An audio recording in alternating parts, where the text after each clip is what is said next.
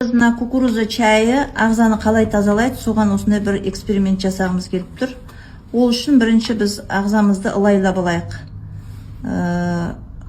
Мысалға, зашлакованный организм ретінде мынаны біз зашлаковать еттік. Әртүрлі нәрсе жейміз ғой, енді кока-кола ішеміз, салаттар, майонез, түрлі нәрсе жейміз. Мына йодталған суды осыған қояйық. Мынауымыз біздің таза су, мынау біздің осы кукуруза чайы салынған су, мынау йодпен ластанған, яғни біздің организміміз ластанған зашлакованный организм деп елестетейік.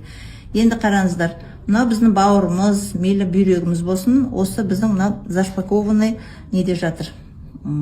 Зашлакованный организмде біздің өтіміз, бауырымыз осылай барлық шлакты бойына сорып алады. Міне қараңыздар. И мынаны екеуін тастайық, қазір эксперимент болсын. Міне қараңыздар, біздің бауырымыз зашлаковаться етілді. Мынандай болып тартып алды өзіне. Бауыр шаршап жұмыс істемей тұр деген сөз ғой мынау. Қараңыздар. Енді осыны біз күнделікті су ішеміз. Су өмірдің көзі дейді ғой. Су ішеміз. Бірақ бұл су біздің ағзамызды осыншалықты тазаламайды. Қарайсыздар, мына суға батырып жатырмыз ғой. Шлакты су тазаламайды. Ал енді мына қараңыздар, қазір кукуруза чайына салайық. Мына кукурузаның демделген шайы ғой. Соған мынау зашлакованный біздің органды, как будто бы мынау кукурузаға қалай салғанда қалай тазалайды, соны эксперимент қылып көрсеткіміз келіп тұр. Қараңыздар.